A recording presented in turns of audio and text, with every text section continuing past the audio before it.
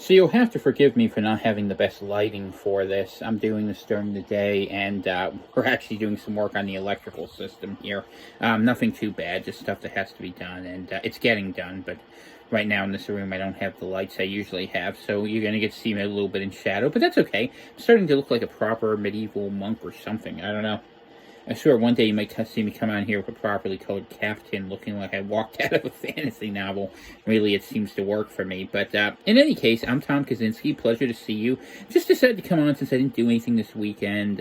Really was recovering. I've had a very, very busy schedule with a whole bunch of things, not the least of which starting to prepare for this summer and the big move, if all goes according to plan, you all know about. So, just going to talk about a couple things that are interesting to me. If you want to support the program, the Venmo is CVCPRV, P.O. Box 343, Eagle Lake, Maine 04739, and prayers are welcome. Dana's health has not been very stout lately, so anyone who can offer a good word to the Lord on that would be much appreciated by us.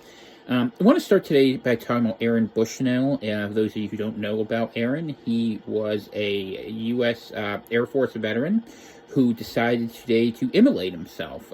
Fancy word for set oneself on fire. And apparently has died from what I'm reading. I might not be 100% right on that, but he did set himself on fire. There's a video, you can find it, in front of the Israeli embassy screaming Free Palestine. And I know a lot of people don't cover this closely because everyone gets bored with it, right? Because, you know, everyone's fighting everywhere and all sorts of things are happening. But it's really worth looking into.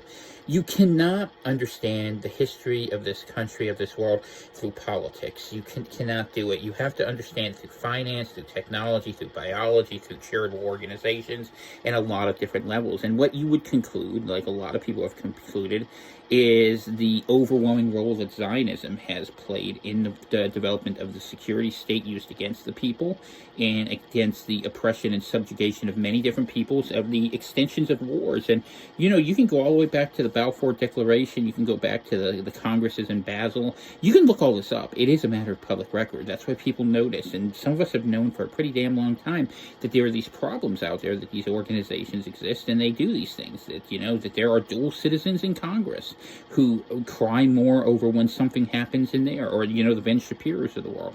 And you have to make the decision that you're going to be free of this Babylonian magic ritual they practice. I mean, that's what it says. I mean, that's what the Talmud says, if you do your own research on it. It's not, I'm not saying anything you don't see in their own writings. And I read them. I mean, I've got a book full of them.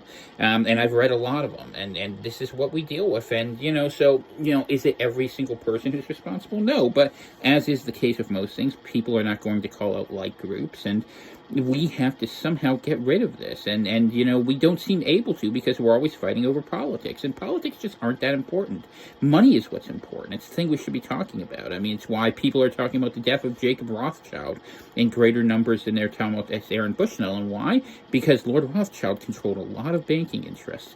And maybe that's why you don't get to learn a lot about German history. You don't get to learn about the Havara Agreement. You don't get to learn about the Kaiser meeting with the heads of the Zionists in the late 19th century, talking about a mandate for Free Palestine, and Germany saying they won't go against their Ottoman allies.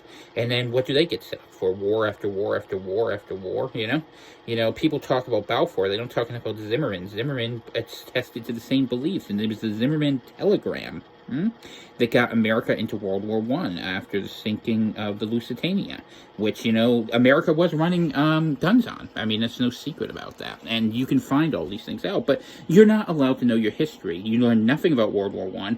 You learn a comic version of World War II, and instead, what's happening? Well, the Great Replacement, right? You guys know it. You see it. If you are a Christian, you are targeted for your beliefs, and why. Even Christians are targeting other Christians, looking for the third temple, having forgotten to read the damn book of Acts, where it becomes pretty damn clear that the third temple was within you. That was what Jesus sacrificed. He is the keystone to the third temple. And it is the residing of the Holy Spirit within the faithful that is the pathway to finding God. God does not exist in any building. No building can compel him. And the idea that we would somehow give up the the gift that was there, the throne that Christ gave us to stand beside. I mean, it's crazy. And yet it happens. And why? Because people want to make the apocalypse happen. But I hate to tell you, you're on the wrong side of it. Jesus never asked for people to act that way. And for the many evangelicals who unfortunately act that way, it is tragic, it is terrible, and there's not much I can say about it. What I can say is that I am interested in the future, and that the advice I give you is to not invest too heavily in politics going forward, that you need to find people who like unto like and find your art and get on it. And I think that we will see what I'm going to call an American flurry. High talent, high capability individuals, some who have resources to make this easy, some others, like yours truly, who do not, trying to get the hell out of the way. Because you realize that when you have a bunch of midwits, who are leading things around a bunch of numbskulls, how can it end well? And it can't. And I don't trust anyone. I trust no political leader, even leaders I liked. I mean, I watched some of the CPAC speeches. I think they were interesting. Milei did a good job on economics. Bukele did a good job excoriating the Fed. It's worth a watch, and it's worth, the going beyond the false platitudes and the recognition that at this point we see raw power usage of politics, right? People thrown in jail, people having their finances taken away. We see that law is the weapon it was always wielded at in the interest of a very narrow class and not in the interest of people. And mind you, class loyalties don't exist really either, right? Because poor people will stab each other quite often as well. So I don't really think of it that way.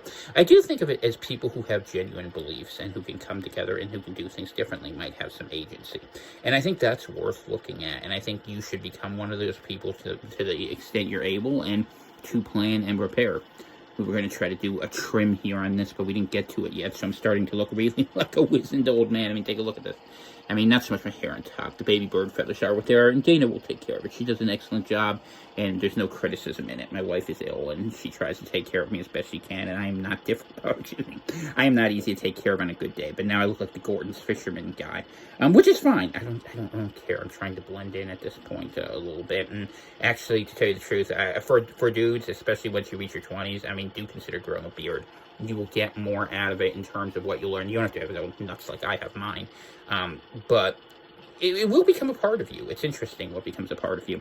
So those are some thoughts that I had this morning. Things I'm watching for. Sweden may be invited to join NATO as early as later today. Hungary is supposed to be voting on that.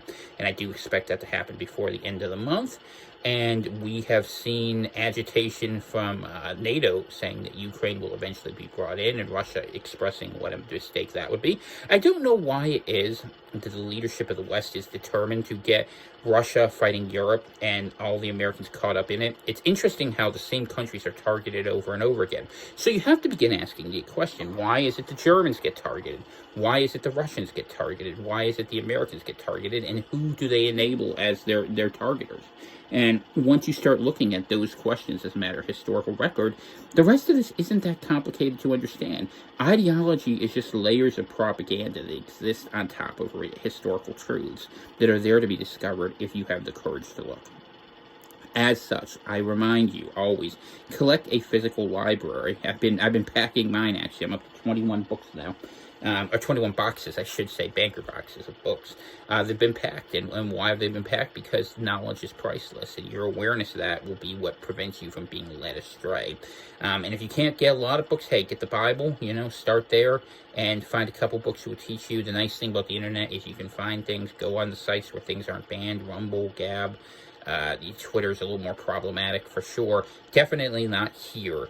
And begin collecting and amassing that knowledge. That's the best thing I can say to you. And don't overreact. I mean, these things have happened. These things are going to come to their full fruition.